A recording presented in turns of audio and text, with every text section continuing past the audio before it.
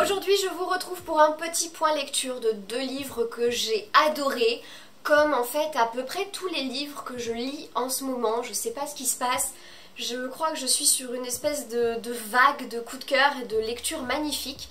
Donc c'est cool, surtout pour l'été, je profite énormément et je suis ravie de pouvoir vous en parler. Le premier livre dont j'ai envie de vous parler, c'est Circé de Madeline Miller, un livre que j'ai adoré, ça a été un énorme coup de cœur pour moi. Je ne m'y attendais pas forcément parce que je le lisais un peu parce que j'en avais entendu parler et voilà, c'était un peu par hasard finalement, mais je suis vraiment ravie d'avoir fait cette lecture. Je pense que vous l'avez compris, j'en ai un petit peu parlé en story sur Instagram, c'est un livre que j'ai adoré. Ce roman raconte tout simplement l'histoire de la sorcière Circé, la fille du dieu Hélios et d'une nymphe, depuis sa naissance jusqu'à un moment de sa vie, on va dire, parce que je peux pas te dire quand, sans dévoiler la fin, donc je vais pas expliquer, mais voilà, c'est un pan assez large de la vie de la sorcière Circé. J'ai essayé de me renseigner un petit peu et l'histoire correspond plutôt bien au mythe de Circé, donc tel qu'il existe déjà. Il y a quelques changements, quelques digressions qui ne sont pas tout à fait ce que j'ai lu, mais honnêtement on reste vraiment dans l'histoire de base de la sorcière Circé, donc si vous la connaissez déjà vous n'allez pas être perdu, on reste vraiment dans la même veine. Une chose à laquelle je ne m'attendais pas lorsque j'ai commencé ce roman, c'est qu'il soit aussi féministe. Et quand je dis aussi féministe, je ne plaisante pas, c'est vraiment très féministe. Ici, en s'accrochant à la vie de Circé, on va pouvoir développer des thématiques comme le patriarcat dans la famille, comment est-ce que les filles vont être élevées, l'impact psychologique sur un enfant et sur un adulte, du coup, de tout ce qu'une famille aura pu lui dire, le fait de correspondre à des dictates de la beauté ou en tout cas du savoir-être d'une personne du genre féminin. Vraiment des choses qui sont essentielles à mon avis sur l'éducation en fait en dehors du patriarcat. Alors je sais pas si je fais vraiment sens là sans expliquer. En fait Circé va être vraiment dans une famille où on va la dévaloriser et la déprécier en permanence, où chacun va y trouver son compte et essayer de tirer son épingle du jeu, si possible en bouffant les autres. Circé n'est pas vraiment de ce genre-là, donc elle va essayer d'être elle-même, mais tout en étant en fait broyée par cette famille qui va pas arrêter de lui dire qu'elle est moche, qu'elle elle a une voix horrible, qu'elle est vraiment moins qu'une personne, quoi. Et donc ça va vraiment avoir un impact sur sa vie d'adulte, un impact psychologique très fort, et elle va se sentir mieux une fois extraite de cette famille. Ça, j'ai trouvé ça vraiment très intéressant et très intelligent en termes de psychologie, puisque effectivement c'est quelque chose qu'on peut observer en tant qu'être humain, que quand on a dans une famille des gens qui peuvent vous dire des choses même de manière insidieuse, hein, parce que voilà, c'est pas forcément t'es moche et tu ressembles à rien, non, ça peut être de manière très insidieuse, des remarques, etc. Tout l'impact que ça peut avoir sur une personne. Et donc on va avoir cet aspect-là, psychologique, lié à la famille. On va aussi avoir Circé en tant que femme, femme désirée, femme qui a du désir. On va aussi la voir en tant que mère. Et je pense que ce passage a été l'un de mes préférés, parce que c'est un regard très dur sur la maternité, sur le fait d'être mère, sur... J'aime beaucoup parce que clairement on montre que là, l'instinct maternel n'est pas inné, qu'il y a quelque chose qui se développe en elle à partir du moment où elle devient mère, mais c'est pas plaisant autant. Donc ça, j'ai beaucoup aimé. Et sa vie de femme, vraiment, de femme solitaire, de femme qui parfois a besoin de compagnie, de femme qui va avoir des amants, qui va être amoureuse. Vraiment, c'était d'une beauté extraordinaire. Il y a des moments du roman qui vont être beaucoup plus vide entre guillemets d'action, et pourtant on ne s'ennuie pas parce que Circé est toujours en train d'exprimer quelque chose. Elle a un cheminement de pensée qui est excessivement intéressant. Elle apprend beaucoup au fur et à mesure de sa vie.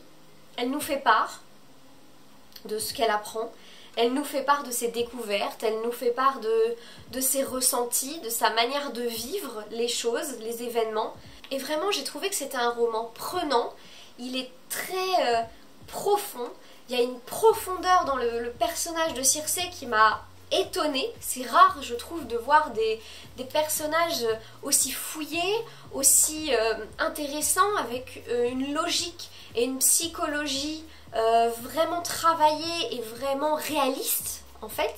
Parce que vraiment, elle va avoir des réflexions qui, je trouve, sont extrêmement ancrées dans l'actualité, dans la réalité.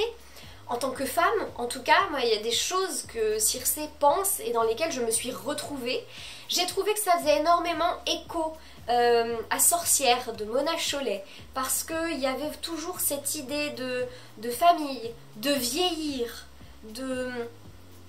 d'être une proie parce qu'on est une femme, de maternité, de vraiment des sujets qui sont en ce moment d'une actualité folle, qui sont vraiment très ancrés dans le féminisme actuel de 2019, et que Madeline Miller a su vraiment faire rentrer dans une histoire ancestrale, puisque c'est un mythe vraiment antique, et pour le coup, elle arrive à faire rentrer ces problématiques dans cette histoire.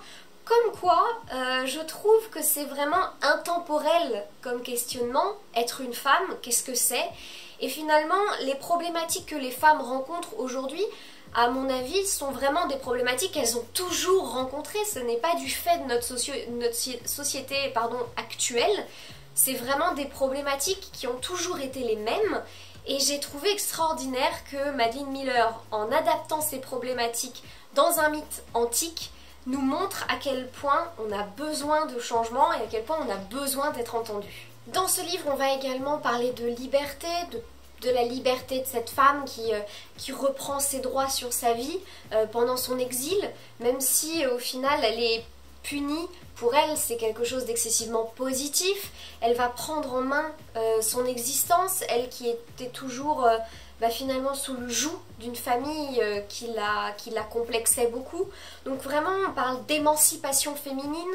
Je parlais aussi du côté psychologique. Il y a un rapport excessivement intéressant au temps, puisque Circé est immortelle, donc elle va vraiment avoir un rapport au temps qui est intéressant, puisque ça dépend les moments où elle est seule, les moments où elle va être avec des personnes immortelles comme elle, ou des moments où au contraire elle va être avec des humains, des mortels. Donc c'est vraiment très intéressant ce rapport au temps, et vraiment le personnage de Circé va être traité avec une finesse, une élégance extraordinaire que j'ai vraiment appréciée dans ce roman.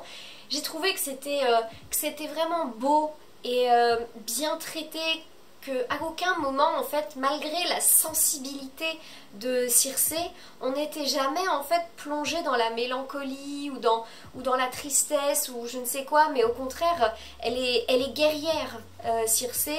J'ai trouvé que vraiment par moments c'était un roman très guerrier, très... elle va de l'avant, elle est pugnace quand même, Circé, et... elle a beaucoup de résilience, tout ce qui lui arrive, elle le traverse, même si c'est parfois difficile, elle se relève. Et là aussi, j'ai trouvé que c'était une belle image de femme, une femme forte qui se relève de tout parce qu'elle le souhaite et pas parce qu'il y a des gens qui dépendent d'elle, parce que personne ne dépend d'elle dans ce roman. Et elle a vraiment cette force et cette indépendance qu'on pourrait parfois lui envier. Et moi aussi des fois je crois que j'aurais bien aimé, j'aimerais bien être exilée sur mon île à faire mes petits trucs dans mon coin et personne m'embête. Vraiment le moment où on va la pousser à se développer en tant que personne à part entière et non pas fille de, femme de, sœur de, ben c'est le moment où elle va être en exil. Et donc c'est vraiment un passage, quasiment tout le livre hein, se passe pendant l'exil, mais c'est vraiment un moment fort pour elle et c'est ce qui va vraiment développer tout son potentiel au fur et à mesure, et ça c'est vraiment quelque chose que j'ai adoré. En plus de ça, cette couverture, est-ce qu'on en parle quoi? Elle est mais d'une beauté extraordinaire, franchement. Le second livre dont j'ai envie de vous parler, c'est Royaume de vent et de colère de Jean-Laurent Del Socorro. Un livre que j'ai évidemment adoré et dévoré quasiment d'une traite, alors que j'ai essayé d'y aller doucement parce que je devais le faire en lecture commune. Mais franchement, j'avais tellement envie de savoir la suite et de le dévorer que ça a été très difficile de me restreindre. Celui-là est une véritable pépite J'ai retrouvé la plume extraordinairement belle de Jean-Laurent Del Socorro. J'adore sa manière d'écrire, donc dès qu'il va sortir un livre maintenant, vous pouvez être sûr que je vais me jeter dessus parce que vraiment je trouve que sa plume est d'une beauté, mais c'est d'une finesse, c'est d'une... tous les mots sont choisis avec un soin mais tellement particulier et je suis tellement une fan des mots et du vocabulaire et je crois que c'est ce qui est le plus important dans la vie pour moi, choisir ses mots, que le soin que l'auteur apporte au choix des termes qu'il emploie me ravit à chaque instant. Ce livre raconte un moment en 1596 où Marseille était indépendante, d'après ce que j'ai compris, avant d'être récupérée par le roi. Alors personnellement, je ne connaissais absolument pas cette histoire. Je suis une bille en histoire, surtout, alors là pour le coup, l'histoire de Marseille, mais alors j'en ai pas la moindre idée de ce qui s'est passé. Vous pouvez me parler de l'histoire de Lyon, ça ok, ça me parle, mais alors l'histoire de Marseille, rien. Donc bon, j'étais pas au courant de ce passage, mais du coup j'ai découvert quelque chose, donc c'est cool. Un peu comme Boudica finalement, où je connaissais pas très bien l'histoire, ce pan de l'histoire là, et où j'ai appris des choses, donc c'est plutôt cool. J'aime bien quand un livre me permet d'apprendre des choses, et là pour le coup c'est ce qui s'est passé. Donc dans cette histoire on va se retrouver dans un bar, une auberge qui s'appelle la Roue de la Fortune, qui est tenue par une femme et son mari. Et il va y avoir une succession en fait de points de vue, de personnages qui vont tous à un moment ou un autre passer ou loger dans cet endroit. Et j'ai vraiment trouvé ça extraordinaire, la manière dont l'auteur gère la temporalité de ce roman. C'est incroyable. Par moments j'ai eu l'impression de regarder un film presque, parce qu'en fait l'auteur alterne les points de vue, déjà ça c'est quelque chose que j'adore, mais en plus de ça, des fois il alterne les points de vue sur une même scène. Donc par exemple, un personnage va décrire ce qu'il est en train de vivre, puis on passe à un autre point de vue et le personnage va décrire la même scène, mais de son point de vue, avec un léger décalage de temps. Donc, par exemple, peut-être que lui, sa scène va commencer plus tôt pour se terminer avant le point de vue de l'autre. Enfin, il y a des moments où les points de vue se chevauchent légèrement et en même temps ça ne va pas plus loin. Waouh, j'ai pas de mots pour exprimer ça tellement c'était beau et bien fait. Cette espèce de temporalité floue et multiple qui multiplie les points de vue, qui va vraiment permettre de connaître chaque idée avec les filtres de chacun, puisque chacun va avoir un filtre, chacun va avoir le filtre soit de son passé, de son vécu, de son but dans le roman. Enfin voilà, j'ai trouvé ça complètement fou. Et il y a des moments où franchement ça ferait une scène de film extraordinaire où en fait la scène se répéterait à chaque fois par un autre point de vue. Et c'était jamais répétitif malgré tout. Enfin j'ai vraiment trouvé ça incroyable. Je n'avais jamais lu quelque chose comme ça. Donc pour le coup je trouvais ça magnifique. J'ai retrouvé des personnages féminins. Il y en a deux dans le roman que j'ai trouvé géniaux, qui sont un peu dans le même style que Boudica, des femmes fortes. Et ça m'a beaucoup plu. Il y a une femme qui est jeune et noire, donc qui va avoir la manière de parler, ou en tout cas la manière d'être vue par le prisme du racisme, même si c'est assez peu évoqué, c'est quand même un filtre qu'elle sait que les autres vont avoir à son égard. Il y a une autre femme qui elle est âgée, donc ça m'a énormément plu, qui est une femme âgée et qui pourtant n'est pas une vieillarde qu'on cale dans un coin et qui fait ses compotes et du tricot. Non, c'est une guerrière aussi. Enfin, c'est une femme qui est capable de tuer, qui est capable de faire des choses, qui a du pouvoir là où elle est. Donc ça m'a énormément plu. Elle aussi, elle sait que le monde la voit par le biais de son âge. Donc tous ces deux personnages féminins vont vraiment avoir conscience du filtre par lequel va passer quasiment le regard de tous les gens autour d'elle. Donc ça c'était vraiment très intéressant.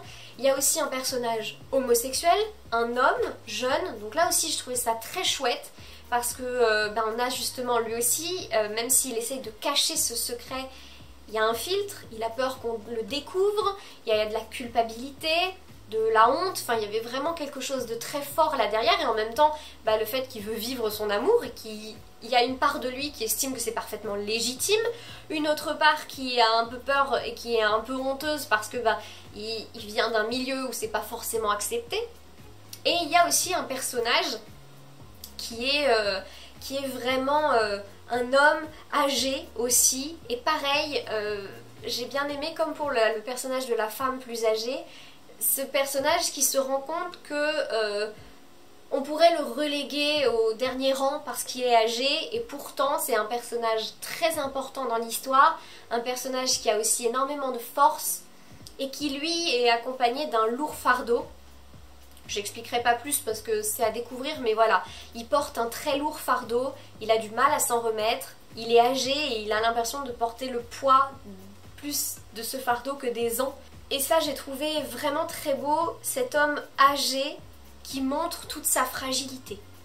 Donc pour moi, c'était vraiment là un panel de personnages fabuleux, parce qu'ils ont chacun à leur manière cassé les codes, et pourtant ils se retrouvent tous au cœur d'une histoire, ce sont quand même les héros.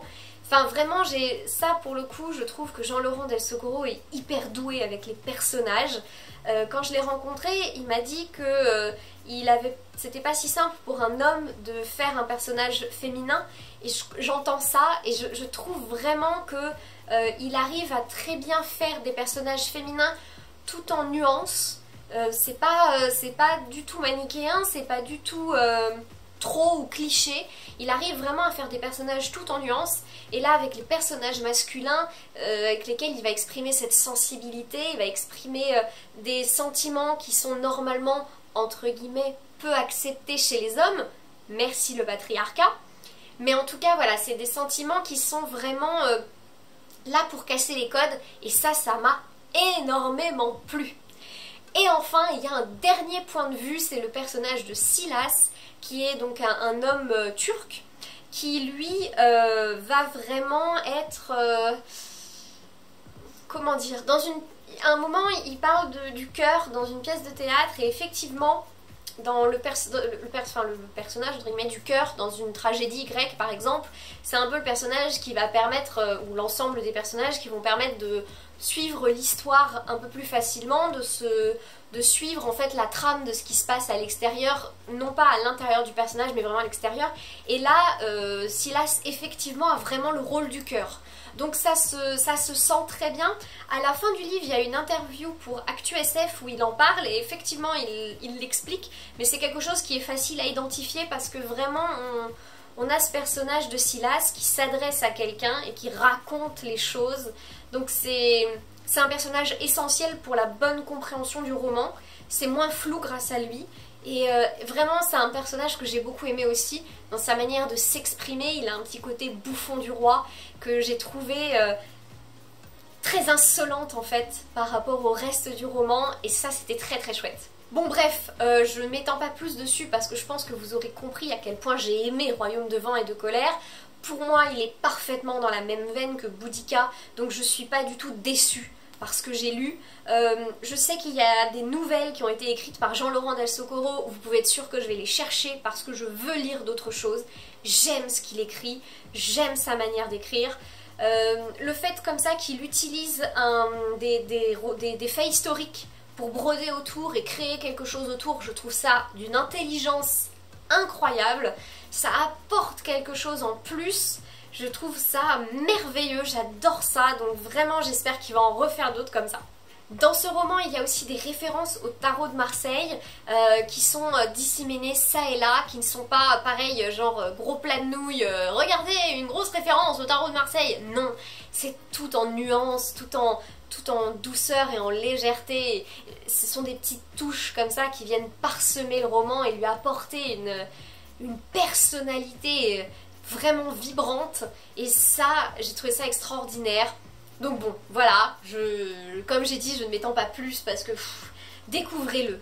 Découvrez-le comme Boudica. Je vous conseille vraiment de lire Royaume de vent et de colère parce que si vous êtes déçus, je sais pas comment c'est possible. C'est trop beau, trop bien fait, trop parfait, tout en nuances, parfaitement bien dosé. Donc vraiment, lisez Royaume de vent et de colère. Voilà, ce point lecture touche déjà à sa fin, j'espère que ça vous aura plu. Moi en tout cas j'ai adoré mes lectures et je vous les recommande pour l'été ou même pour la rentrée, n'importe quand, mais lisez ces petites pépites. Moi je suis déjà en train d'en lire un autre qui est à mon avis déjà un coup de cœur, donc j'ai hâte de vous en parler. Et en attendant une prochaine vidéo, je vous souhaite une excellente semaine et de bonnes vacances et je vous dis à très bientôt.